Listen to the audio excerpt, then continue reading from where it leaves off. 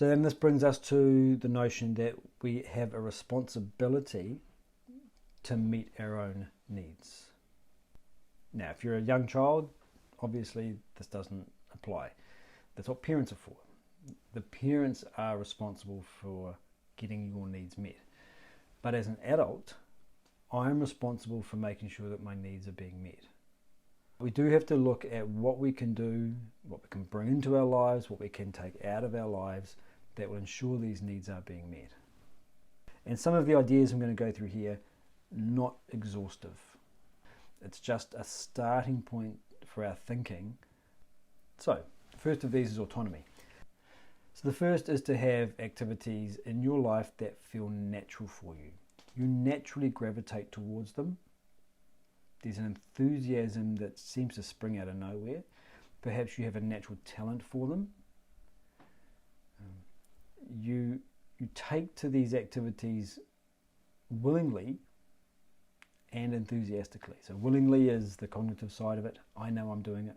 And enthusiastically is the feeling side of it. I like doing it. So importantly, what's happening here is that the activity you're engaged in matches your unique nature, your swadharma. Each person has their own unique nature, which makes them, different from everybody else. Things that they do gravitate towards, things that they're naturally good at, etc.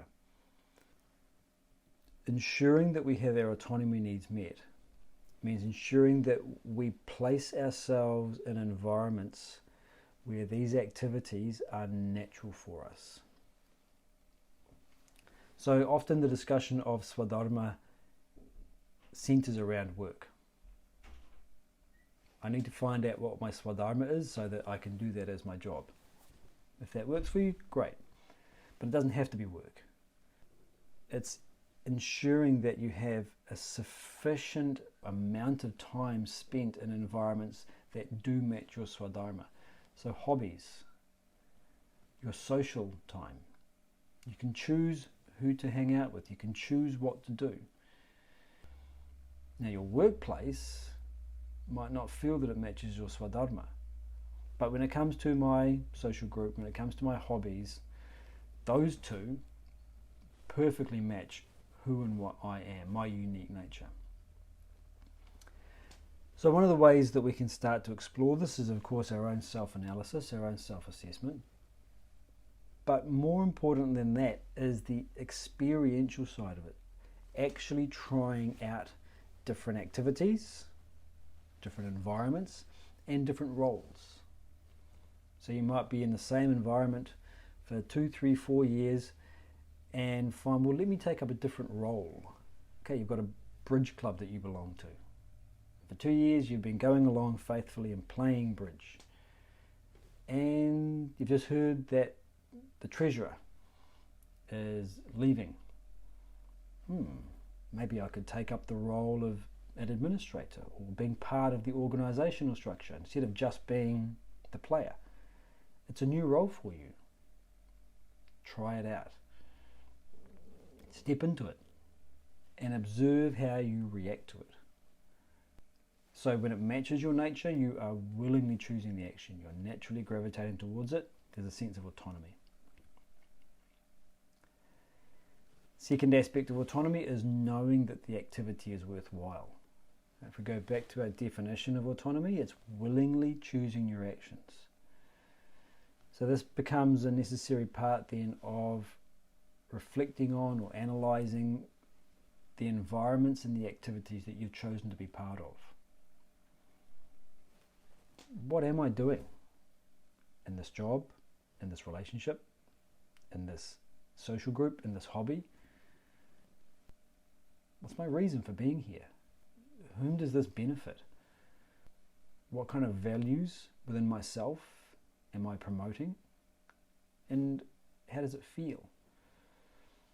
So what we've split here are the cognitive and the affective elements. The cognitive is knowing what you're doing. It's having the reason. The affective is the way that it feels. Does it feel worthwhile to you? So when both the intellect and the mind are saying, yes, I know this is worthwhile, and it feels worthwhile, then you are willingly choosing the action. You fully endorse it. Your conscience endorses it. So another way to meet your autonomy needs is just to fulfill your obligations. So you've chosen a field of activity. You know that it's worthwhile. Within that activity, there'll be some stuff that you like to do and some stuff that you don't like to do. There's a danger here if we're only looking at these ideas on the surface to say that, well, I don't really like doing the financial reporting as part of my job, so I'm not intrinsically motivated. So it detracts from my autonomy needs if I'm doing the taxes. Okay, it's obviously a wrong conclusion. The mere fact that you are choosing to meet your obligations, even if you don't like it, is an expression of autonomy. It's a recognition that I have preferences. These are things I like, these are things I don't like. It's natural for all of us. To willingly choose to do something that you don't like is, you could argue, an even more maximal expression of your autonomy. It's easy to choose something you do like. But can you choose something you don't like and at the same time feel that you're willingly choosing it, fully endorsing it? One of the ways to do things that you don't quite like with that sense of full autonomy is to recognize that the reason I'm doing this is because it is my obligation. I chose to step into the role of treasurer and I committed to 12 months. What that means is that reporting to external agencies is something I'm going to have to do.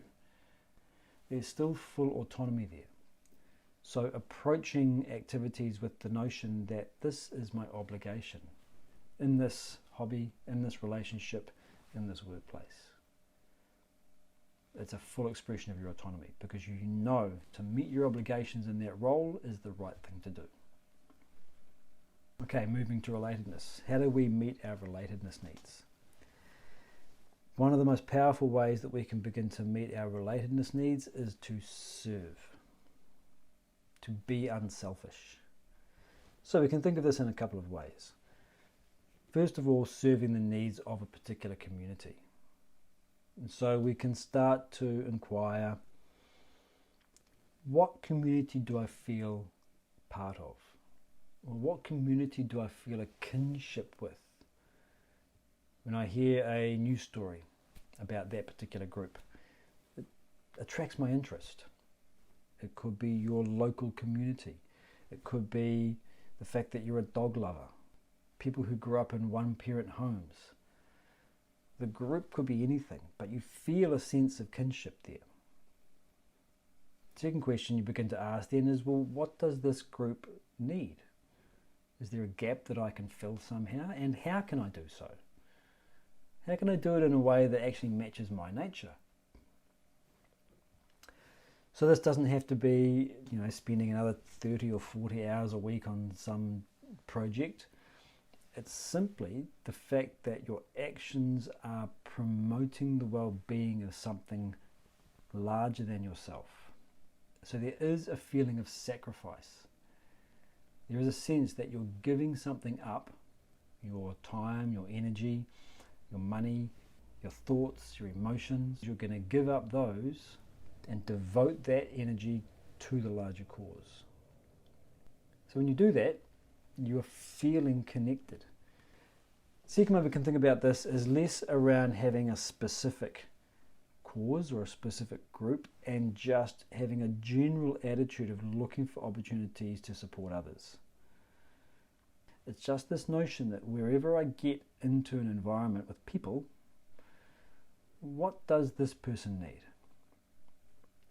Physical, emotional, intellectual. In Sanskrit we have this word seva, our unselfish action. Seva you can think of as just an attitude of wanting to serve. The Māori language has this word manaakitanga, which is similar. It means lifting up and building another person's sense of esteem because you feel connected to them. We're here to help each other. So one powerful way of meeting relatedness needs is to find a group and offer. Competence. How do we meet our competence needs? Whether it's a new environment or whether it's an existing environment, have a vision, set goals, and identify actions. So again, we talk about having a vision. It doesn't mean that we're thinking about some 20-year plan, 10 by 12 canvas that you've got to sit and paint the vision onto. Again, it can be something quite small. So in the field of your physical health, what's your vision? Being fitter. Simple as that. Now, having a vision is good, but a vision without goals is detrimental. A vision is not something you can necessarily measure. Being fitter, well, how will you know when you've got there? That's what goals are for. So you have to set goals. So it might be the times and distances for your activity, your jogging. And then identify actions. Well, if I want these times and these distances, what does my training schedule look like? So an important thing here is not just the fact that you are setting targets and striving to reach them, but it's important that we set the right kind of target. So as a rule of thumb, and this again is coming from some of the work of the authors that I mentioned at the front, set goals for yourself where you'll meet them 90% of the time. And this is important because the tendency for most of us, we tend to bite off more than we can chew. The downside of that is that it becomes demotivating if it looks like it's too far away. So set goals that 90% of the time you will reach so that you have a feeling of moving forward. And when those goals are met, throw another goal a little bit in advance of you, and another one, and another one. So you develop this habit of setting, achieving, setting, achieving. So if you've set yourself goals in a particular field of activity and you find that you're not reaching them and it's degrading your sense of motivation and well-being, there's nothing wrong with your effort. There's nothing wrong with your direction. What needs to be fixed is your goal setting. Whatever goal you might have set for yourself, chop it in half and say, what does halfway point look like? Okay, so fix that. Chop it in half again. What does the quarter way look like? Set that as a goal. So intelligently setting your goals is a crucial part of meeting competence needs.